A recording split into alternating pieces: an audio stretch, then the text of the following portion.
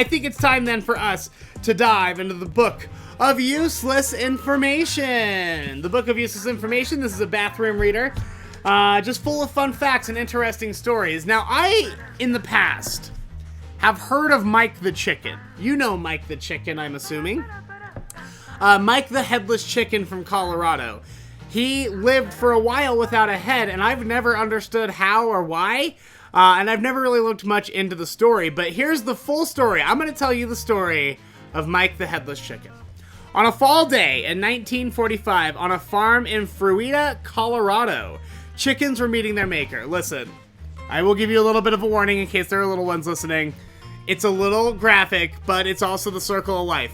If you eat chicken nuggets, sometimes they gotta cut a chicken's head off for that. Sometimes. Mine are made out of soy. But, like, if your chicken nuggets are made out of chicken, then this is what has to happen, okay? So let's all bear with me here. Lloyd and Clara Olson slaughtered chickens on their farm all the time. But on this particular day, this chicken didn't stop flapping around. So we all know that you chop off a chicken's head and it runs around like a chicken with its head cut off. It'll usually run around for a couple of minutes. It's typically involuntary movements. They don't really know what they're doing. They're just sort of like reflexing and then it's over, right? Well, most headless chickens live for only a couple of minutes. This bird lived for several hours, and then a couple of days, and eventually several months without a head. Lloyd was fascinated by this chicken that somehow cheated death. The chicken continued to behave exactly like other chickens on the farm. The only difference is that he didn't have a head. So, what they realized that they had to do is, to keep this chicken alive, is that they had to pump nutrients into his body. So they mixed up, like, water, and they crushed up some grain, and they mixed it up into, like, this almost chicken, I don't know, what milk? It's chicken milk. So they made chicken milk, and then they would just pour it down his esophagus. They'd look into his neck hole and pour it right down there so that he could eat. Using an eyedropper, that's how they did it, not a syringe, excuse me, it was an eyedropper. And they would drop down, and then they would pour sand down his belly, because chickens, they'll like pick up sand grains and pebbles and stuff, and that helps grind their food with their gizzard in their belly, right? Well, obviously he's not out there picking up little rocks and sand and stuff, so they just had to pour sand. So they'd pour watered down grains down his throat, and then they'd pour sand down his throat so that he could properly digest. That's how they were keeping this chicken alive. However, they saw real showbiz potential with Mike the Headless Chicken. Scientists examined Mike, determined that Lloyd had actually done a really bad job of slaughtering him.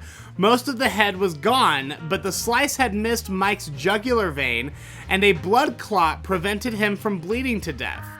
Most chickens' reflexes originate in the brainstem, and Mike's brainstem was pretty much untouched. So it sounds like he missed all of the things that he was supposed to hit and just cut off barely enough to keep this chicken alive.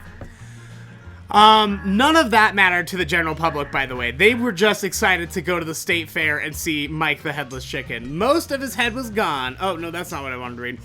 A national sideshow tour in 1945 picked up Mike, and people lined up and paid a quarter for the privilege to look at that chicken's open neck hole. Blech. Mike was drawing in about $4,500 a month, which today would be equivalent to $50,000. He was insured for $10,000 and featured in Life magazine. Here's the thing, so everyone's just like, well, where's Mike's head? You'd think you'd keep Mike's head.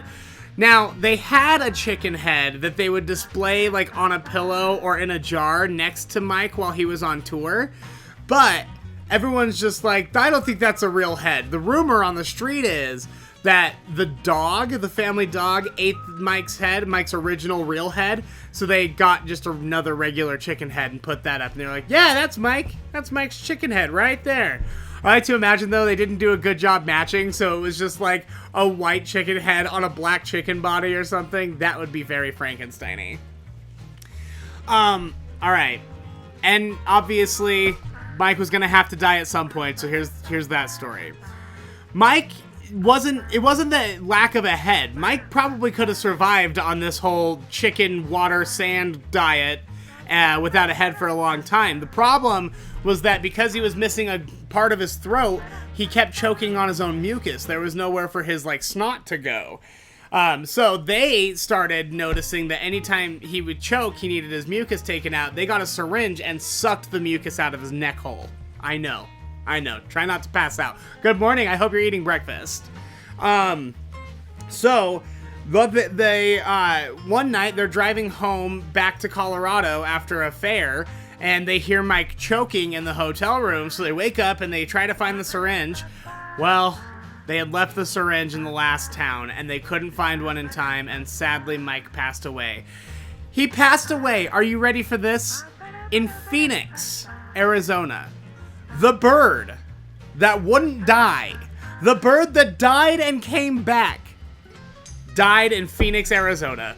I just feel like that's somewhat poetic, isn't it? He burst into flame, and then there was just a baby chicken without a head, and the cycle will continue forever. And that is the book of useless information. Mike the Headless Chicken is one of the grossest stories. I'm so grossed out about it. And back in the day, everyone was so starved for entertainment, they were gonna go pay $0.25, which was a lot of money. They're like, I'm gonna go drop $0.25 to watch that chicken without a neck. Now, you know what, though? That chicken would have 15 million followers on TikTok, so I'm not gonna shade Mike the Headless Chicken for cashing in on some fame real quick.